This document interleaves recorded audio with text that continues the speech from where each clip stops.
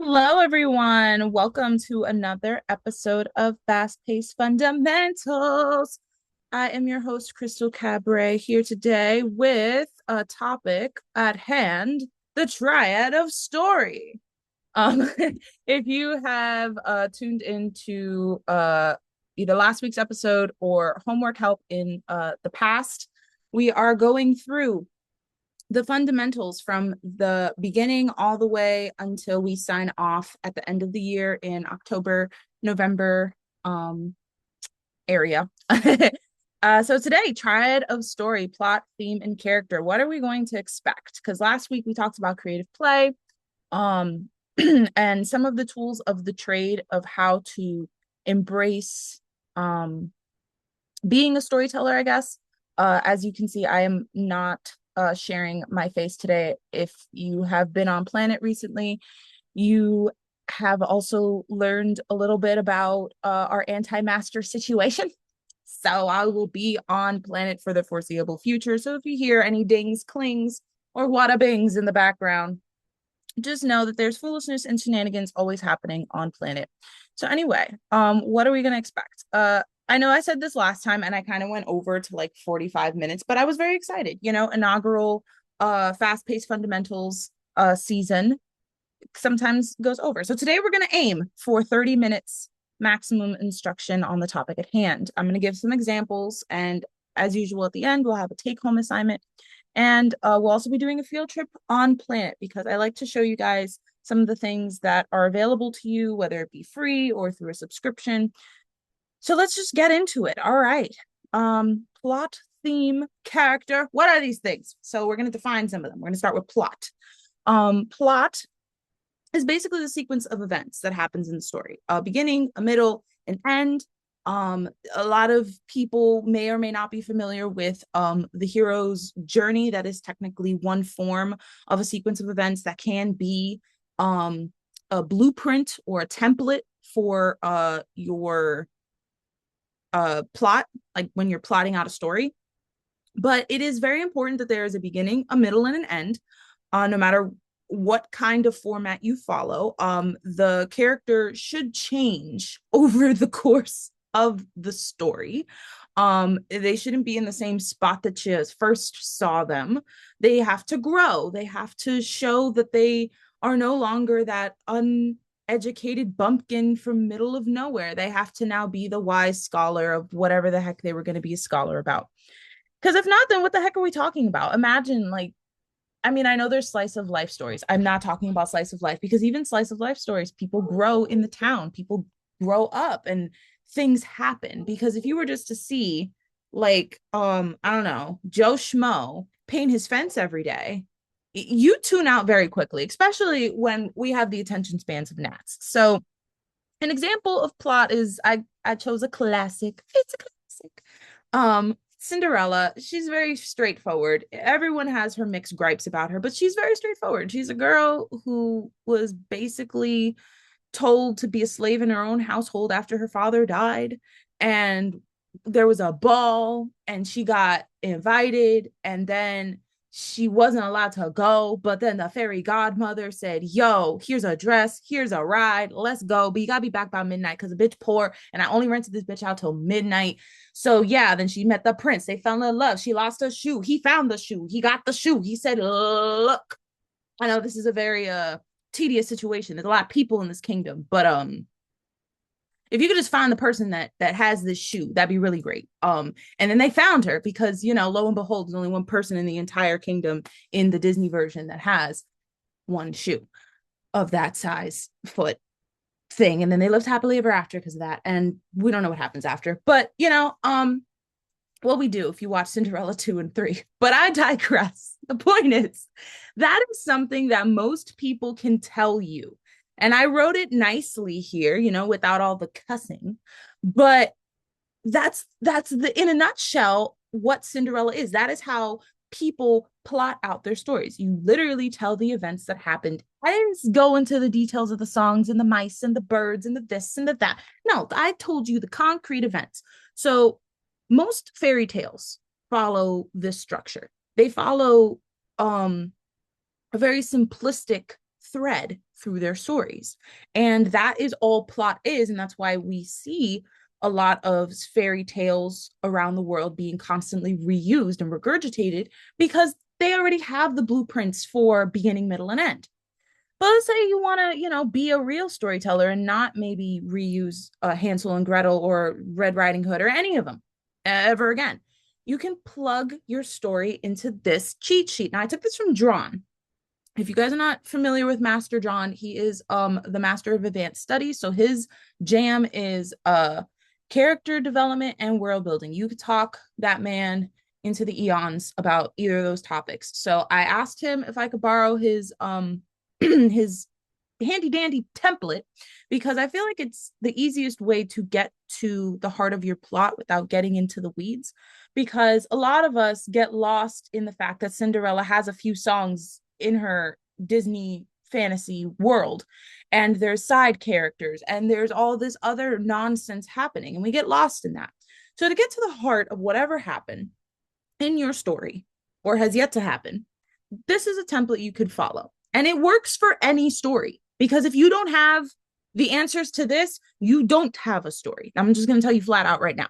Like you can follow any kind of way to tell a story, but you need there once was someone named blah, blah, blah, who lived in blah, blah, blah. And every day they would blah, blah, blah until blah, blah, blah happened. And then they blah, blah, blah until they had no choice but to blah, blah, blah. And then blah, blah, blah happened. But then blah, blah, blah happened until finally blah, blah, blah. And then blah, blah, blah, blah, blah. And when they thought back on blah, blah, blah, they felt blah, blah, blah about blah, blah, blah. It works for anyone. Let's see if it works for Cinderella. There once was someone named Cinderella who lived in terrible conditions, and every day they basically wait to their stepmom and stepsisters until one day the ball, the letter, the invitation came for the ball happened, and then they tried to get there, but then they couldn't until they had no choice but to fall apart, and then the fairy godmother came, but then they had to go to the ball. See, you already see it. There's too many details because it's gonna end before I get to there. And then they went to the ball and fell in love, but then they they lost a shoe. And so finally, over here with waiting for the shoe, and then they found heavily happily ever after. And when they thought back on their life with their stepmother, they said F you because they felt awful about being enslaved in their own house. The end. You see that it forces you to focus on the key details without getting lost in the weeds. Because you saw there's only supposed to be like 3 and thens or but thens. And I said that like 6 times, and that will happen in your story. Notice how it's not easy to fill out something super simplistic because you have a lot to say about your story. But this is a great way to get you to focus. So take a screenshot, or if you are a on planet member as a support squad member or a story mode member, then you can look at Drawn's section on I'm not entirely sure where it is actually in Fundamentals 101, but it's in there. So, scour around, find Master John and ask him about it.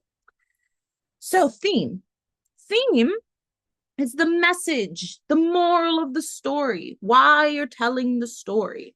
There is no one way to identify the theme. A lot of people get lost in what theme is because there's a lot of nuances that you can find in theme, but overall it is just the idea. And I wrote out some examples here because I want you to understand that there's no one way to really approach theme, but there are some that you may recognize. Good versus evil, death, family bonds, redemption, war, the power of friendship, the search for freedom. Coming of age is one that you will see often. And it doesn't really matter which one you choose. It comes organically through your story because it's what your story embodies, the message you want to leave your reader with. Like if we were to go back to the Cinderella example, then you would say that she would have, it's not really coming of age. I guess you would say survival. She definitely overcame adversity, and the power of friendship helped her, at least in the Disney movie. The power of friendship got her um her first dress, and then everything else with the fairy godmother. I wouldn't say family bonds unless you're talking about found family. Good versus evil, probably. Yeah. I don't know. Waiting for your prince to come isn't really like the greatest theme or message you want to leave your people with. That's why all the princesses get flack. But maybe Mulan, since Mulan's a stronger example of a female protagonist, let's say she is overcoming adversity, she is coming of age, she's surviving, she definitely got family bonds. But notice that like what theme in your mind, maybe leave it in the comments, comes to mind when you hear of things like Mulan and Cinderella, or even in your own story, because that's why we're here. It's never one answer, because the funny thing about the message that you want to leave your reader with, or your audience with in general, can be subjective, because you could have 10 people go watch the same movie and you would hope that they would all come out with the same grasp of what you were trying to convey, but they may all have different perspectives. It all may have hit them in the heart in a different way. So keeping that in mind, when you come up with your theme, you have the idea of what the theme is, and your reader may have a different theme. So, write as many themes that come to mind when you were thinking of your stories, because you might end up having to address all of them. So it's better to just really think, okay, my peoples that I will be showing this to may or may not understand that this is a coming of age story, point blank. They might also see it as something greater than that. So just keep that in mind, because there's never one correct answer in storytelling land. And character. We love characters. Characters are literally what drive your story. People say action drives your story. Yes, action does drive your story. But if there is no character to drive said action, there is no story. And there are different kinds of characters. They are memorable. I'm going to say that before we even get into the weeds of the different kind of characters that you will have or may not have in your story, but they are very common to have. You need to know their names, you need to know their faces, and you need to know their personalities. I do not care what anyone else tells you. There is a laundry list of elements that you can learn about your characters. But if you do not know them at the basic level of like, hi, how are you? My name is, I'm from, and I look like this, and usually I act like this, you're going to have a very hard time telling your story.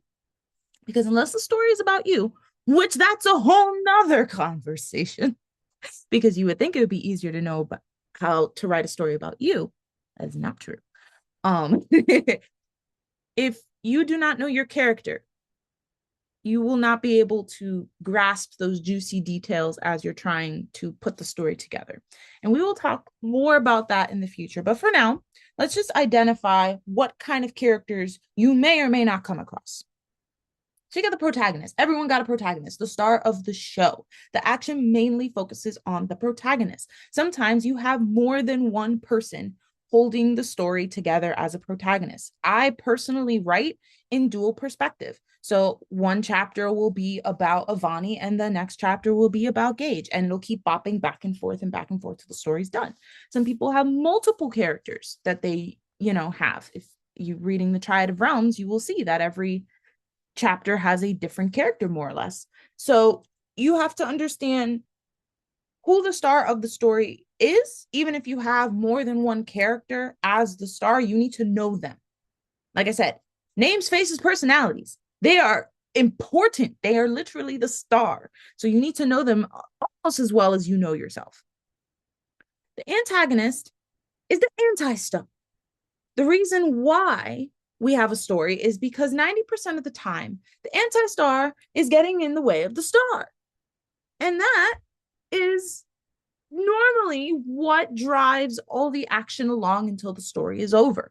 Sometimes the antagonist is not this villain twirling their mustache. I know that's always like the classic trope of a villain, even though we have an immense amount of examples of what a villain could be. And I'm going to leave that to your imagination. But whoever is getting in the way of what the protagonist is trying to accomplish is your antagonist. They do not have to be this grandiose villain. Not for nothing, if we're talking like a villain that you would not expect, and not to be a spoiler alert, but it just kind of came to me.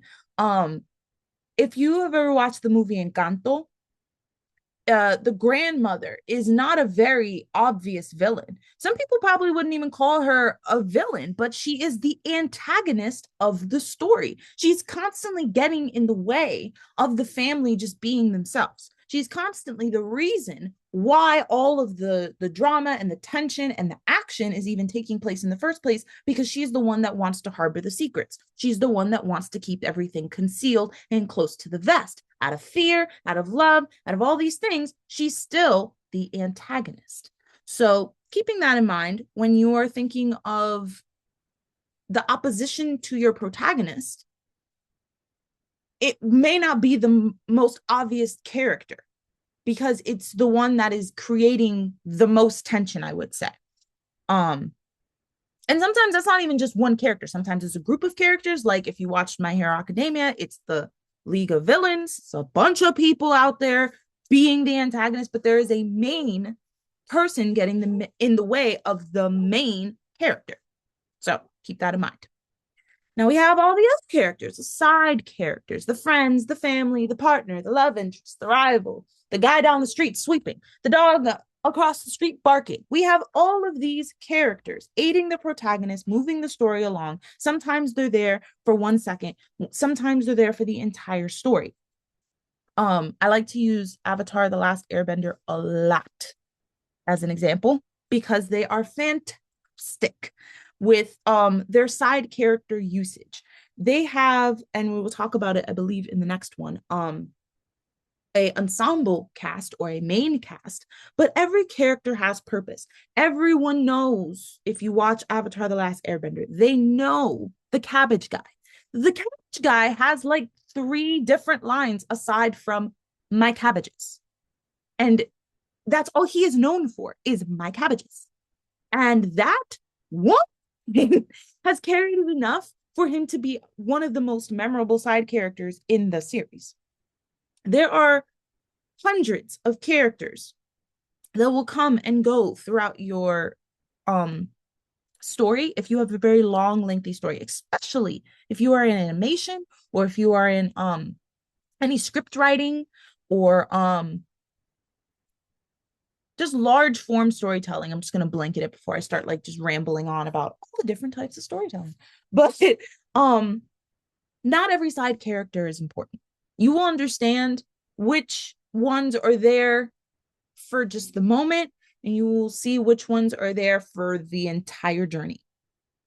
If you are a Pokemon fan, there's always, I believe, a joke that, you know, the main protagonist trainer of that game kind of just leaves home and never comes back. Like, poor parent. The parent's so worried, especially like whatever the latest one that came out, the mom was over here like all bent out of shape, like, you know, be careful, do this, do that. And it's like, okay, girl, I'm never gonna see you again. I'm never coming back home. So where some of the characters may be like a starting point for your protagonist or your story, they might not always be there for the entire show. So the main squad are the core characters that you should know almost as well as the protagonist and the antagonist, because they're around ad nauseum. If you talk about Avatar: The Last Airbender, it's very hard to just talk about Aang, because you got Aang, you got Toph, you got Sokka, you got Katara, you got Zuko, you got Momo, you got Appa. Like, this is the main core squad that is literally in every episode, in every part of the story, more or less. And some of them even have their own arcs. So getting to know your main squad, and you'll know who your main squad is once you flushed out your plot and identified, all right, this is who this is about, and this is what's in their way, and all of that jazz. If, how do I word this simply? If you start getting lost in your story, your main squad normally brings it back together. Um, every member of the main squad is a core element to your protagonist's growth, whether they're there to be an ear or a challenge or a love interest or even someone to invest like emotion into the character and then you kill them off because that always happens. Um, it's important to understand that the people that you pick in your main squad are selective. That is why they're called the main squad. Like I mentioned, that the cabbage guy is a very important side character, but he is only affected by the actions of the main squad. That's why he's a memorable side character. He has no real tetherment or influence to the main storyline. He is just there as technically a gag, but he is not part of the main squad. It's arguable that Iroh is or isn't a part of the main squad because he is Zuko's main squad. Him and Zuko are always together, but as far as Team Avatar, Zuko kind of comes in by himself, and Iroh has his own squad. He's part of the White Lotus. So you see that there's like different levels of how you can group side characters together, but the main squad is always going to interact with the protagonist. They're going to be there through the thick and the thin, no matter what that means. And sometimes they may die off, which is the saddest thing on the planet. But, you know, I digress. What else we got? What is this? The anti-heroes. I was like, I know there's one more, but I don't remember what it is. The anti-heroes. So these are characters that may start off as an antagonist or not a henchman, because that's a little rude, but an aid of the antagonist that either flip script or it's a character that kind of is ambiguous to everything that is going on. They don't like it, but they're also not going to involve themselves if it's not necessary. So these are characters that are kind of in the gray. If you are familiar with Fire Force, Joker is kind of one of those anti-heroes that you don't really know where he falls on the scale at first, and then as time goes on, you're like, okay, well, he leans this way or he leans that way.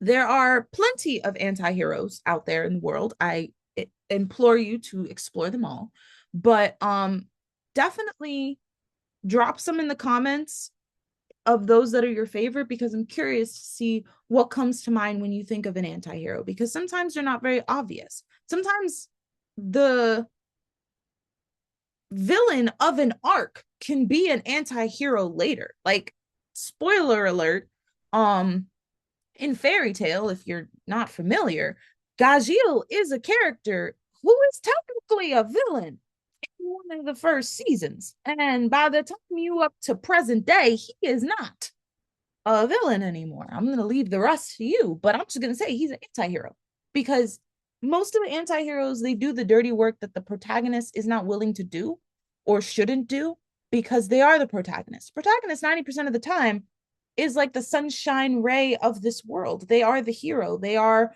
what keeps everyone else going. So you sometimes need a anti-hero to take care of the work that needs to get done, the dirty work, the crusty, dusty work. So to summarize all that, your plot is a sequence of the story. Your theme is the vibe and the message of the story. And your characters are who live out the story. That's why they're important. So, yeah. Take a screenshot. Sit with it, mull it over. While you're doing that, we're going to go on a field trip to Fundamentals 101 because it's been bothering me. I really don't know which part it's going to make me log in. Only you can see how to log in. Da da da da. Log in to what you know. Because you gotta show. That's not the correct one. Oh no. Let's try again. Da da da. Because if I go through the wrong one, then it'll show you what it looks like when you don't pay. And right now, I just want to show you Fundamentals 101, which you kind of need to pay for. So you go to Planet Directory. You go to the land of the learning. And you go to Fundamentals 101. And after it ponders life itself, you have access to all of the things that we talk about, but like broken down into more thorough, concise chunks. I don't really know how to explain it, but if you go into world building part 1 and establish the details, I believe this is where see, there's Master John, if you don't know who he is. These are the oh no, this is not where you find that, but somewhere in here, I know it's in here. So go find it. Look, I implore you to have a scavenger hunt and find where exactly that template is and explore all the other things that are in here, because while we go over them, hopefully at a fast enough pace for you guys, and we're breaking them down and we're having fun, I want you to still sink your teeth into some of the more niche categories of being a storyteller. You don't need everything to tell a good story, but you do need to know the fundamentals, and Fundamentals 101 is just the elongated version of everything we're talking about here. So if you want more details, if you feel like I'm not being very descriptive in some of these topics, just head on over to Fundamentals 101. Everything is more spread out. And if you feel like you want to have more fun than either just reading or whatever, just go to story mode. We only have 2 chapters right now because we're still rolling it out every chapter a month, so it's not super overwhelming. But like if you really wanted to outline your story, you just want to get to the outline, take the shortcut path or take the long road. Whatever floats your boat. I'm not gonna lie. I'm very tired of marketing, but we're still gonna market it because you know what? We have a lot to offer. And I would like people to come on Planet and feel safe and supported. That's why we have the support squad, not only to combat the anti-master foolishness happening on Planet and off Planet, but because storytellers need a place to vibe and relax and learn and all of that. So if you would like to join our community, it's only $5 a month for the support squad. And you join the Mythical Manuscript Guild, which is kind of like a Discord, but a very chill Discord, because I'm not here to be like talking and chatting every second of the day, but it is good to have a space to ask questions and vibe with other people and learn something new. So yeah, join us there and get access to everything else that we have on Planet. So your take-home assignment is shocker and surprise. Identify the plot, the theme, and the main characters of your story.